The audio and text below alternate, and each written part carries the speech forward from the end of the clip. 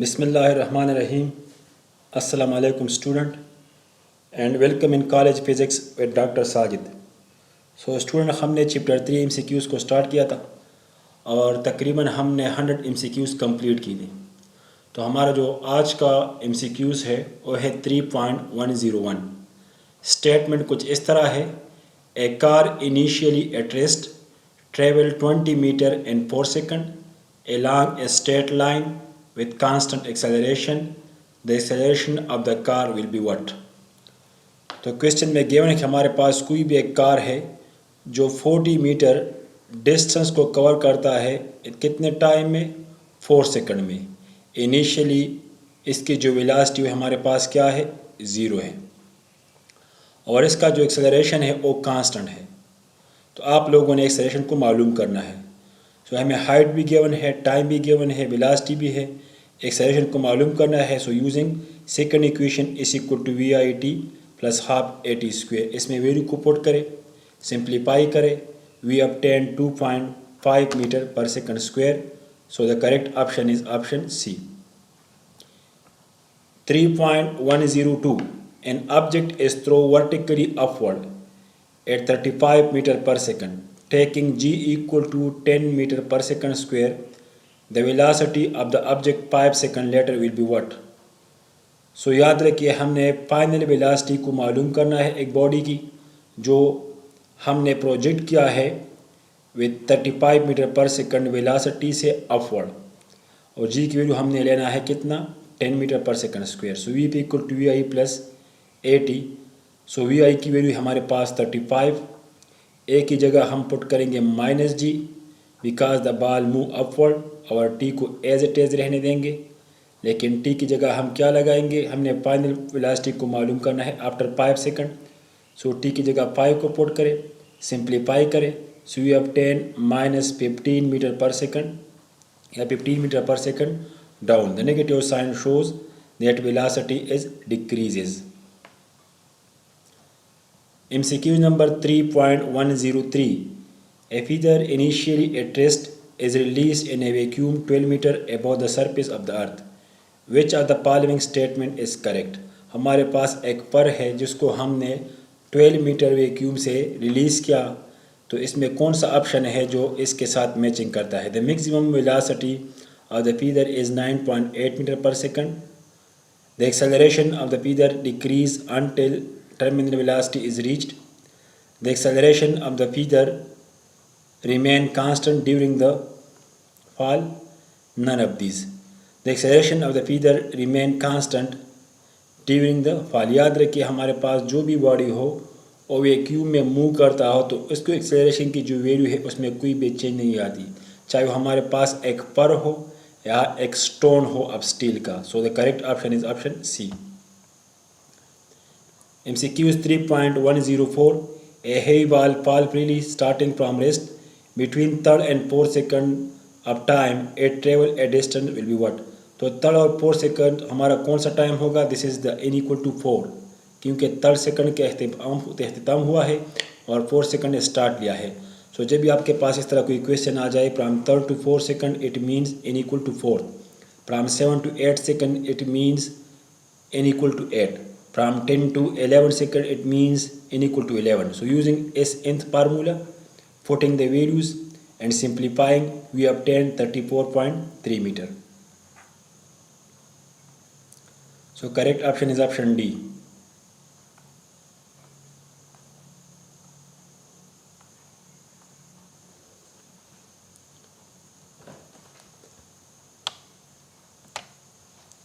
MCQ number 3.106. Which of the following is an essential condition for horizontal component of projectile to remain constant?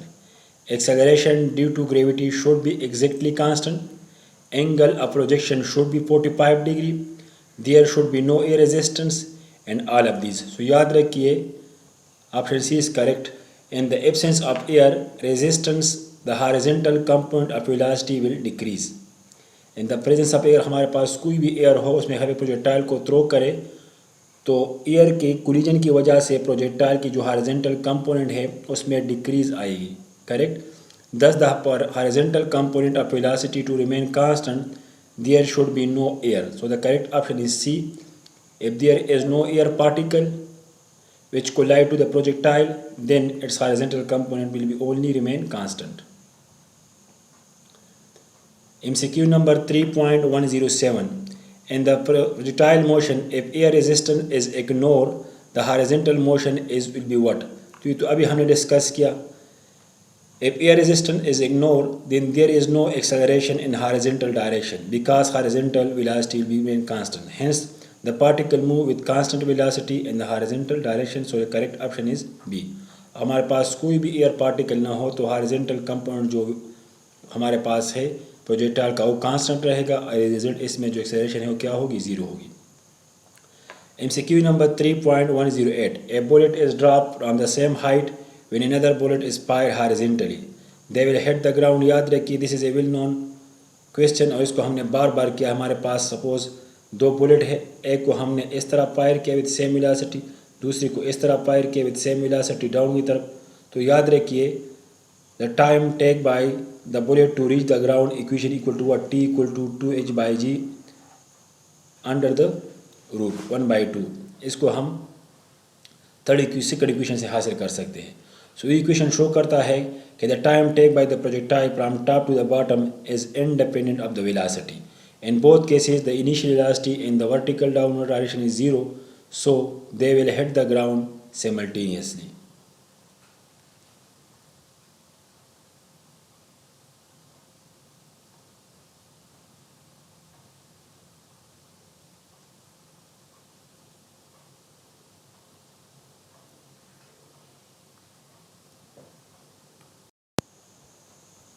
इसको हम इस तरह भी understand कर सकते हैं.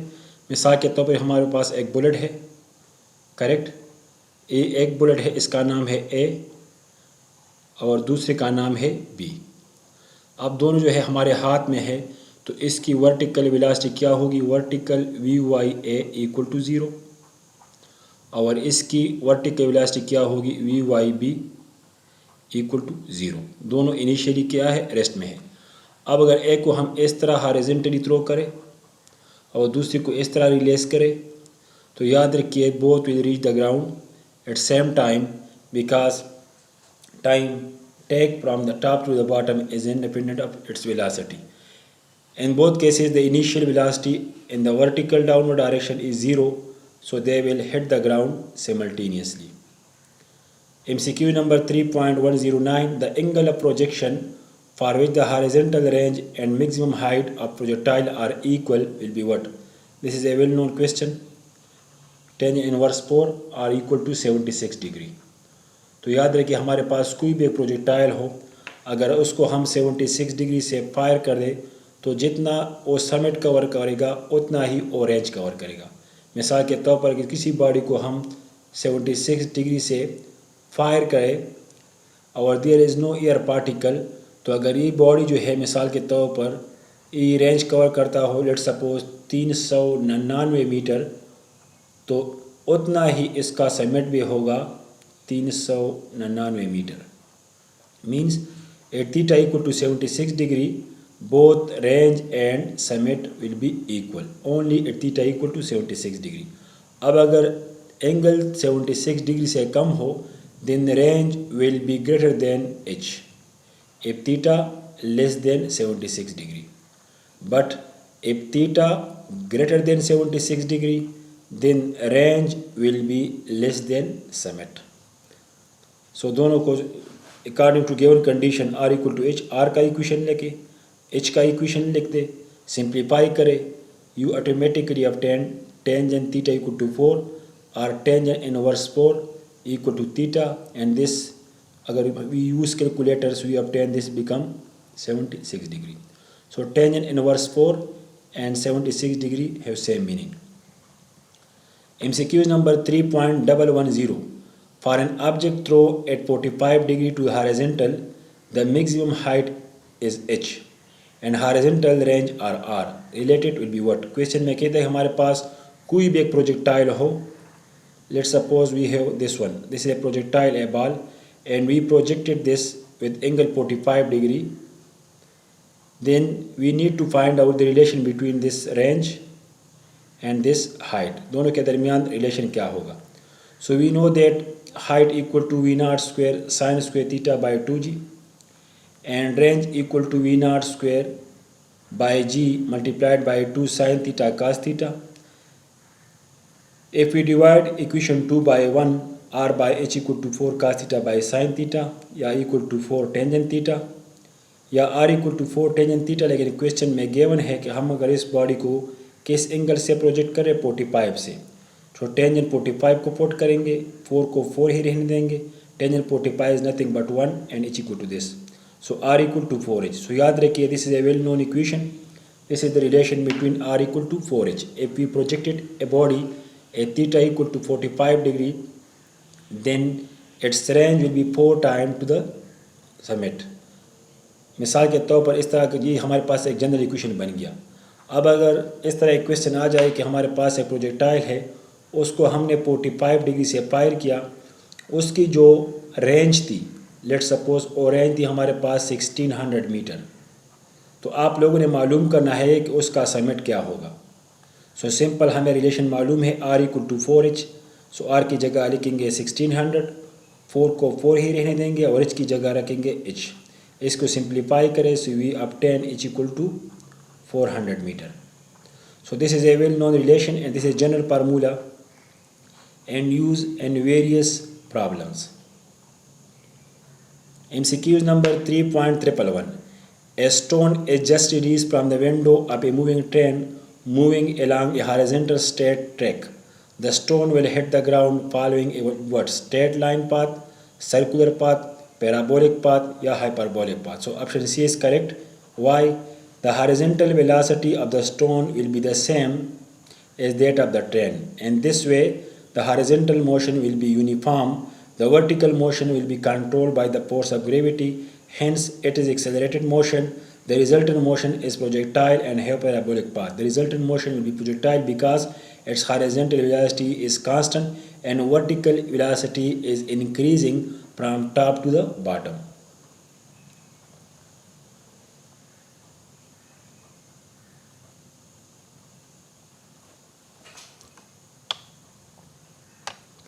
MCQs number 3.112. Two bullets are fired horizontally with different velocity from the same height which will reach the ground first. So इस तरह तो हमने बहुत से क्वेश्चन ऑलरेडी डिस्कस की है। आंसर क्या होगा? The time take to reach the ground depend on the height from which the projectile is fired horizontally. Here height is same for both the bullet and hence they will reach the ground simultaneously. Question में क्या कहते हैं? हमारे पास कोई भी दो बाल हो, सपोज हमारे पास जो है, याद रखिए ये प्रोजेक्टाइल मोशन की ब्यूटी है। If there is no air resistance, हमारे पास दो बाल है, एक को हमने इस तरह फायर किया with velocity very very large और दूसरे को हमने नीचे की तरफ फायर किया with velocity very very small. So याद रखिए both reach to the ground simultaneously because we know that in this case अगर हम इसको देखें तो ये जो है ज़मीन की तरफ आएगा और ये भी है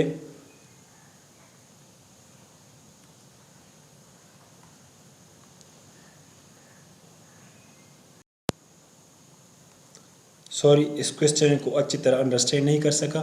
अब देखिए, two bullet are fire horizontally, इसको मिटाता हूँ।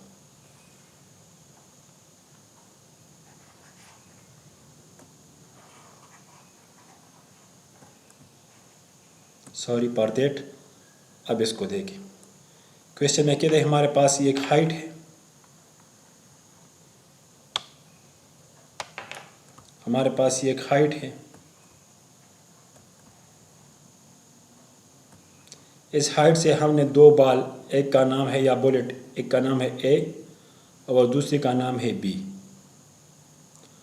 एक को एक हाई वेलोसिटी से फायर किया और दूसरे को भी हॉरिजॉन्टली फायर किया B, this is v A, लेकिन वी बी की जो है velocity is very very small. तो क्वेश्चन में कहता है कि कौन सा बॉडी अर्थ को पहले पहुंचेगा। तो याद रखिए the vertical component of these two initially are zero, so both the reach the ground same time. ये बॉडी जो है ए वाला जिसकी वेलोसिटी बहुत ज़्यादा है, ये बहुत क्विकली दूर जाकर यहाँ पर गिरेगा और ये दूसरा जो है इसकी वेलोसिटी कम है तो ये इधर गिरेगा। लेकिन याद रखिए दोनों ज़मीन को एक ही टाइम पर पहुंच जाएंगे, क्योंकि हमारे पास की जो वर्टिकल वेलोसिटी की इनिशियल कंपोनेंट थी हमारे पास क्या थी, 0 थी। सो this is the very important relation and this is use in various problems. The time take to reach the ground depend on the height from which the projectile is fired horizontally. Here height is same for both the bullet and hence they will reach the ground simultaneously. MCQ number 3.113. A stone is projected with initial velocity at angle to the horizontal. A small piece separates from the stone before the stone reach its maximum height. Then the piece will fall. हमारे पास कोई भी एक stone है, इसको हमने project किया और इससे एक पीस ऑफ पेपर या एक पीस ऑफ जो हमारे पास इससे सेपरेट हुआ। तो क्वेश्चन में कहता है कि इस पीस का जो है कोई भी हमारे पास एक स्टोन है, लेट सपोज ये वाला, इसको हमने ऊपर की तरफ थ्रो किया, इससे जो है एक पीस, एक टुकड़ा जो है सेपरेट हुआ। अब क्वेश्चन में कहता है कि ये टुकड़ा जो है उसकी मोशन की स्टेटस क्या होगी। A small piece separate from the stone before the stone reach its ground its maximum height. अगर ये स्टोन जो है अपनी मैक्सिमम हाइट को पहुंच जाए, सॉरी ये हमारे पास जो है इधर ये स्टोन ऊपर की तरफ जा रहा है, इससे जो है एक पीस सेपरेट हुआ। अब अगर ये मैक्सिमम हाइट को पहुंच जाए यहाँ पर, तो ये पीस जो है इसकी स्टेटस क्या होगी। Fall to the ground vertically, fly side by side with the parent stone along a parabolic path, fly horizontally initial will trace a different parabolic path, lag behind the parent stone increasing the distance। याद रखिए according to law of inertia ये stone जो है, सारी ये stone से जब ये पीस सेपरेट हुआ तो इसके साथ ही जाएगा, उसके साथ साथ ही जाएगा। मींस ये अपनी पीक को एक ही टाइम पर कवर करेगा और जब ये वापस आएगा तो दोनों एक ही टाइम पर वापस आएंगे, क्योंकि there is no air particle and this piece is now is the part of this stone, and the stone initial velocity and the piece initial velocity, the stone final velocity and piece final velocity will be remain same. So the piece will fly side by side because the velocity of the piece is the same due to inertia. MCQ number 3.114. A missile is fired from maximum range with initial velocity this one if equal to this range missile be what। हमारे पास एक missile है, इसकी initial velocity भी given है, theta भी given है, range मालूम करना है। सिंपल वैल्यू को पुट करें, we obtain this one.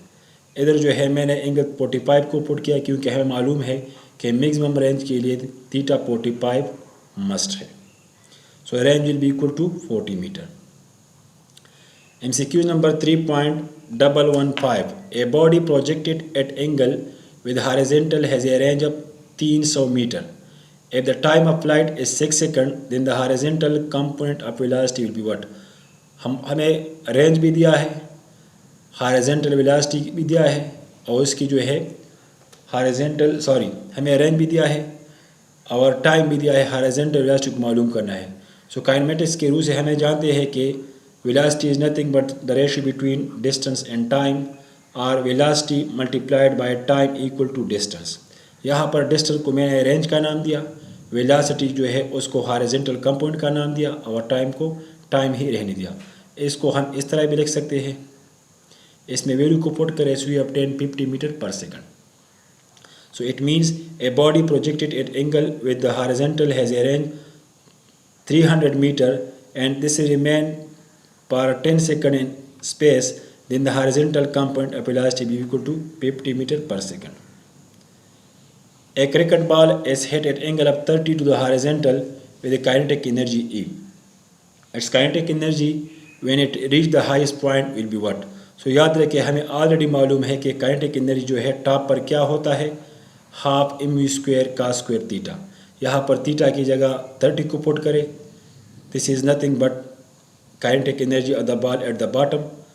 30 put करें, cos 30 इक्वल टू वट 3 अंडर द रूट बाई 2, उसका स्क्वायर ले ले तो you obtain 3/4। So if we projected a ball with angle of 30 degree, then its highest point the kinetic energy will be equal to what, 3/4 time the initial kinetic energy। आप याद रखिए इसी ही question से बहुत से क्वेश्चन पॉसिबल है। अगर इस तरह कहा जाए कि हमारे पास कोई भी एक बाल है, उसको हमने 45 डिग्री से फायर किया, तो काइनेटिक एनर्जी जो टॉप पर है वो क्या होगी, 60 डिग्री पर फायर किया, and so on. So this is the most general equation. If we projected a ball with angle of 60 degree, correct, then its kinetic energy at the top will be equal to what, 1 by 2 kinetic energy at the bottom. Similarly 45 के लिए check करें, 60 के लिए check करें. So this is a very important relation and this is a general formula. और ये आप लोगों ने याद रखना है.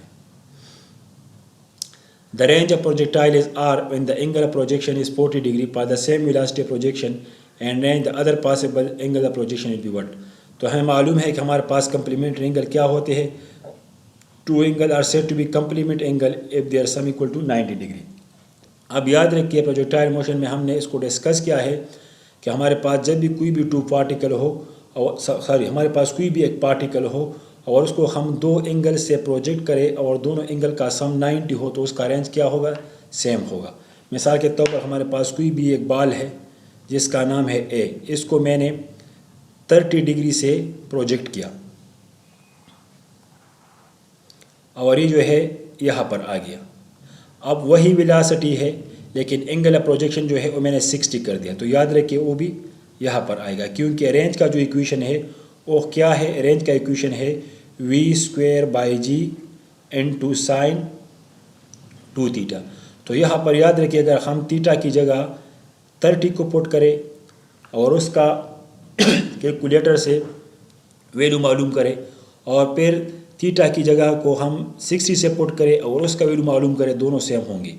अगर हम यहाँ पर sin 2θ है, थीटा की जगह 30 पुट करें तो this become sin 60 and sin 60 become 0.866. अब अगर इस थीटा की जगह हम 60 पुट करें तो वी ऑब्टेन sin 120 और sin 120 जो है वो भी बराबर है 0.866 के. तो याद रखिए जब भी हमारे पास कोई भी एक बाल हो उसको हम सेम वेलोसिटी से अर्थ से प्रोजेक्ट करें और दो पाथ से प्रोजेक्ट करें. अगर दोनों पाथ जिस पाथ से हम प्रोजेक्ट करें उन दोनों पाथ के जो एंगल है उसका सम 90 डिग्री हो, तो याद रखें इसका रेंज क्या होगा, सेम होगा. क्या मतलब, दूसरे लफ्ज़ों में मिसाल के तौर पर हमारे पास कोई भी एक बाल है, इसको मैंने प्रोजेक्ट किया विथ एंगल 23 डिग्री. सपोज़ ये कहाँ पर आ गया, मिसाल के तौर पर ये बाल जो है मैंने 23 डिग्री से प्रोजेक्ट किया और यहाँ पर आ गया. अब एक बंदा वो कहता है कि मुझे यही पॉइंट को टारगेट करना है, पॉइंट 8 को, लेकिन इस बाल को 23 डिग्री से नहीं भेजना है, तो मैं कौन से एंगल से इसको प्रोजेक्ट करूं कि यहाँ पर पहुँच जाए. तो 23 के साथ वो टर्म ऐड करें, जब उसके साथ हम 23 के साथ वो टर्म ऐड करें जिसका दोनों का सम 90 हो जाए, तो दोनों का पाथ भी जो है टारगेट पॉइंट सेम होगा. अगर 23 के साथ हम ऐड करें 67, सो दिस इज़ 90. तो अगर एक इसी बाल को जिसने हम 23 डिग्री से फायर किया है और यहाँ पर पहुँचा है, अगर इसी बाल को हम उसी वेलोसिटी से फायर करें with angle 67 degree, still it gain the same target point, because we know that अगर हमारे पास साइन है 2 है, थीटा की जगह 23 को पुट करें, so this become sin 46. Calculator से sin 46 की वैल्यू मालूम करें, फिर 2 है थीटा की जगह 67 पुट करें, सो 2 × 67. कैलकुलेटर से ये वैल्यू मालूम करें तो आप लोग एक ही वैल्यू को ऑब्टेन करेंगे, means sin 2 × 23 is equal to sin 2 × 67. दोनों का वैल्यू क्या होगा, सेम होगा. जब ये वैल्यू सेम हो गया तो ऑटोमेटिकली तो कांस्टेंट है, ये भी कांस्टेंट है, तो आर पर कोई फर्क नहीं पड़ेगा.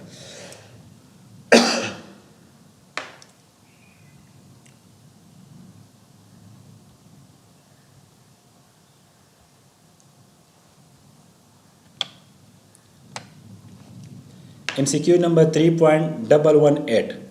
If the initial velocity of projectile be double, keeping the angle of projection same, the maximum height reached by it will be what? तो हमें मालूम है कि मैक्सिमम हाइट क्या होता है, v0² g × sin 2θ. अब याद रखिए, सॉरी हाइट है sin² θ. अब याद रखिए क्वेश्चन में कहता है if the initial velocity of projectile be double keeping angle of projection same the maximum height will be what. तो इसमें क्लियरली ये शो करता है कि h is proportional to v². मीन्स अगर v को हम डबल करें तो यहाँ पर जो है v की जगह हम 2v को पुट करेंगे, सो 2 दूनी 4 से ये 4v0² बन जाएगा. अगर v को हम ट्रिपल करें सो दिस बिकम 3v0, और इसका स्क्वायर ले ले तो ये अपटेन 9v0 स्क्वायर। अगर v की जगह हम 4v वेलोसिटी को 4 टाइम इंक्रीज करें तो height will be increase 16 time. अगर वेलोसिटी को 5 टाइम इंक्रीज करें सो 5 5 25, height will be increase 25 time. Correct. So the correct option is what, when velocity is double height will be increase 4 time, क्योंकि हमें मालूम है कि हाइट जो है किस स्पीड से इंक्रीज होता है, n स्क्वायर से। अगर n को हम 1 पुट करें सो 1 स्क्वायर, अगर n को 2 पुट करें सो 2 स्क्वायर, अगर n को 3 पुट करें 3 स्क्वायर। मीन्स अगर n को हम मिसाल के तौर पर 1 ही रहने दें तो 1, अगर n को डबल करें मीन वेलोसिटी को डबल करें दिस बिकम 4, वेलोसिटी को ट्रिपल करें this become 9। So this is simple relation h is directly proportional to v0 square. If we increase velocity then height will be increased velocity square time. 3.119 A projectile fired with initial velocity v at some angle theta has a range r. If the initial velocity be double at the same angle of projection then the range will be what? बिल्कुल same question है। Range और velocity के दरमियान relation है। So range is proportional to v0 square. अगर v को हम double करें so r will be increase 4 time, v को हम ट्रिपल करें दिस बिकम 9 टाइम। अगर v को हम 4 टाइम इंक्रीज करें r will be increase 16 time. अगर v को हम 5 टाइम इंक्रीज करें r will be increase 25 time. So if we increase or we double the velocity then the range will be increase 4 time. The time of flight of a projectile on upward inclined plane depend upon will be what? Angle of projection, angle of inclination of the plane, the value of acceleration due to gravity, all of the above. तो याद रखिए question में कहता है हमारे पास कोई भी एक चीज़ हो, कोई भी एक बाल हो, अगर उसको हम प्रोजेक्ट करें तो किस चीज़ पर डिपेंड करता है? थीटा पर डिपेंड करता है। करेक्ट। जी पर भी डिपेंड करता है और वेलोसिटी पर डिपेंड करता है। सो the correct option is D. MCQ number 3.121 At the highest point on the trajectory of projectile, its potential energy is minimum. No, potential energy will be maximum. Kinetic energy is maximum. No, kinetic energy will be minimum because kinetic energy having two components, Vx and Vy. At extreme point, Vy will be 0. Correct? So Vx is non-zero. Total energy is maximum. No. Total energy always conserved. Kinetic energy is minimum because kinetic energy will be minimum because its one component is 0. Kinetic energy क्या होता है? Half m projectile का v square horizontal velocity, v y square vertical velocity. Sorry. याद रखिए हमारे पास जब भी कोई भी प्रोजेक्टाइल हो इसको हम प्रोजेक्ट करें तो इसके हर एक पॉइंट पर वी एक्स भी है, वी वाई भी है, वी एक्स भी है, वी वाई भी है, वी एक्स भी है, वी वाई भी है, लेकिन दिस पॉइंट जो है इस पर वी वाई नहीं है, सिर्फ वी एक्स है। सो it means this term will be 0. Correct. At highest point this term will be 0. So 0 plus vx square we obtain vx square. लेकिन हम इस पॉइंट को देखें तो यहाँ पर vx स्क्वायर तो है क्योंकि वो तो कांस्टेंट है, वो तो हर पॉइंट पर vx होता है, लेकिन यहाँ इस पॉइंट पर इसके साथ कुछ vy की वैल्यू भी है। Correct.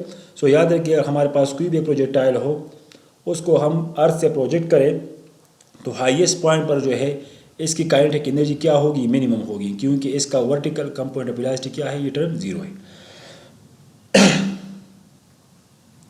MCQ number 3.122 An aeroplane is flying horizontally at a velocity u. It drop a packet from a height h. The time take by the packet to reach the ground. बिल्कुल इस तरह assume करें कि हमारे पास जो है aeroplane एक height है, उससे हमने इस तरह ये एक एरोप्लेन है, इससे हमने एक चीज़ को थ्रो किया, क्योंकि हॉरिजॉन्टली मूव करता है तो वर्टिकल वेलोसिटी इसकी क्या होगी? V y equal to 0। Correct. और जब भी हमारे पास कोई भी एक बॉडी हो जिसकी वर्टिकल वेलोसिटी इनिशियली 0 हो, याद रखिए, तो फिर जो है वो कितने टाइम में ज़मीन को पहुंचेगा? This equation t equal to h by g. So it means the stone reach to the ground and time t equal to h by g. MCQ number 3.123 One stone is projected horizontally from a 20-meter high cliff with initial velocity 10 meters per second. A second stone is simultaneously dropped from that cliff. Which of the following is true? both strike the ground with the same velocity. The ball with the initial speed 3 meters per second reach the ground first. Both the ball hit the ground at the same time. In both the case the initial velocity are याद है हमारे पास जो है body जो है इसकी initial velocity जो है वर्टिकली तो हमारे पास क्या है ज़ीरो है. So automatically time take by the ball body from top to the bottom equal to reach by जी.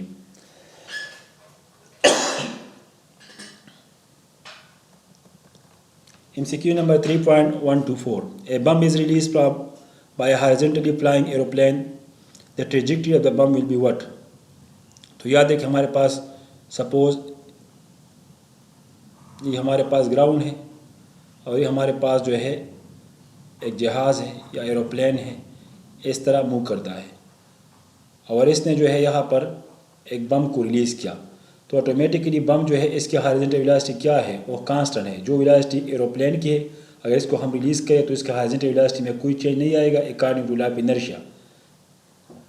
जो हॉरिजॉन्टल वेलोसिटी इसका कांस्टेंट है तो ऑटोमेटिकली इसकी वर्टिकल वेलोसिटी जो है नीचे की तरफ इंक्रीज होती है और ये मोशन करता है अंडर द ग्रेविटी.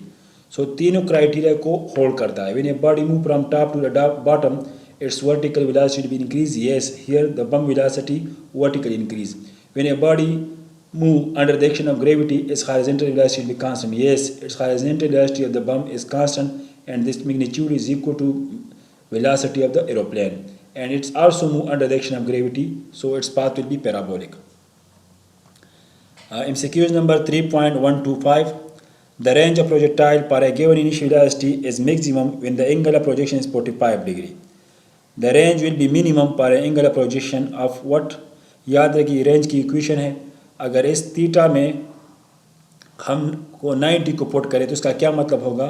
इसका मतलब ये होगा हमारे पास एक बॉल है, इसको हमने इस तरह फेंका 90 एंगल से, तो 2 मल्टीप्लाइड बाई 90 180 साइन 180 क्या होता है 0. तो ये बॉल ऊपर जाकर वापस अपनी ही पोजीशन पर आएगा. This is known as projectile motion in one dimension. अब अगर इसी बॉल को हम 45 डिग्री से फायर करें तो ये यहाँ पर पहुँच जाएगा, मींस रेंज को कवर करेगा. और रेंज में क्या होगा? रेंज में हमारे पास मैक्सिमम होगा. सो याद रखिए जब हम एक बॉल को 45 डिग्री से फायर करें तो मैक्सिमम रेंज को कवर करता है, लेकिन जब इसको हम 90 एंगल से फायर करें सो कितना रेंज कवर करेगा? 0 रेंज कवर करेगा. This is known as one dimensional projectile motion and this is known as 2 dimensional projectile motion.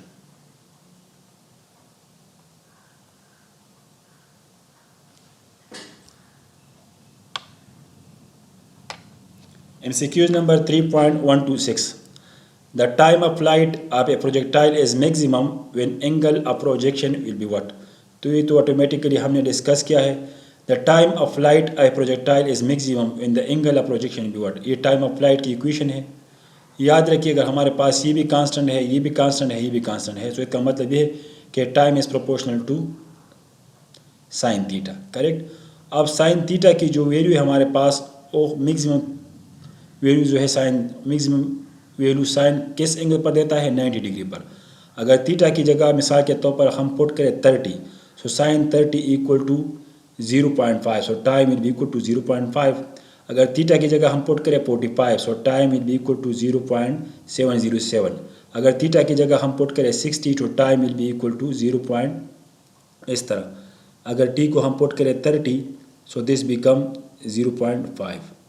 अगर थीटा को पुट करें 45, दिस बिकम 0.707. अगर थीटा को पुट करें 60, दिस बिकम 0.866. अगर थीटा को पुट करें 90, दिस बिकम 1.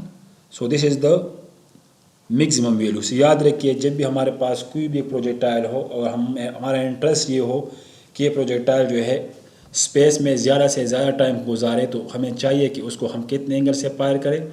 90 डिग्री से. मीन अगर एक बॉल को हम इस तरह फेंके, करेक्ट, और फिर उसी बॉल को सेम वेलोसिटी से हम इस तरह फेंके, करेक्ट, और फिर उसी बॉल को सेम वेलोसिटी से इस तरह फेंके, तो याद रखिए this is ball A, this is ball B and this is ball C. तो ये बॉल सी जो है ये स्पेस में ज़्यादा से ज़्यादा टाइम को गुजारेगा, मीन एट 90 डिग्री.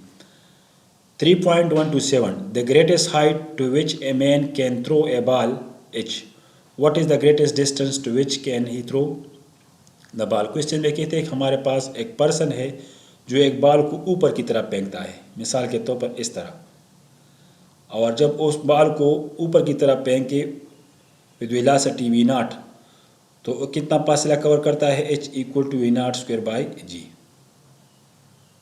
एच इतना फासला कवर करता है। फिर कहता है अगर इसी ही बॉल को हम थ्रो करें with a certain angle horizontally, then it's maximum distance cover will be what. तो ये हमारे पास कौन सा डिस्टेंस कवर है जो बर्ड ने कवर किया है, जब हम एक बॉल को ऊपर की तरफ फेंकते हैं तो कितना फासला कवर करता है, दिस वाला, करेक्ट। या इसको हम इस तरह भी कह सकते हैं कि इसकी वेलोसिटी क्या होगी, v nought 2g by h. अब क्वेश्चन में कहता है अगर इसी ही बॉल को हम इसी ही वेलोसिटी से हॉरिजॉन्टली थ्रो करें, मीन इस तरह थ्रो करें, करेक्ट, तो कितना डिस्टेंस कवर करेगा। ये डिस्टेंस क्या है, ये एक बंदा है ऊपर की तरफ बॉल फेंकता है तो कितना डिस्टेंस कवर करता है, एच। अब अगर वही बंदा जो है हॉरिजॉन्टली एक बॉल को इस तरह थ्रो करे तो कितना फासला कवर करेगा। So r equal to v not square by g sine 2 theta. This is theta equal to 45, this sorry is 45, क्योंकि for maximum range theta equal to 45।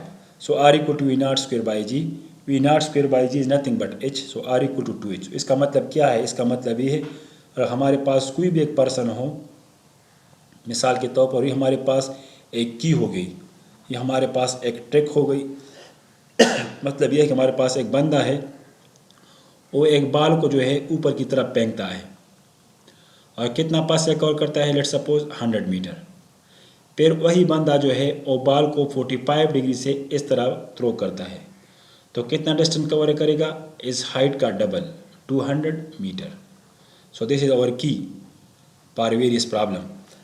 इस तरह मिसाल के तौर पर एक बंदा है एक बॉल को ऊपर की तरफ फेंकता है, कितना फासला कवर करता है, इज्यूम 60 मीटर।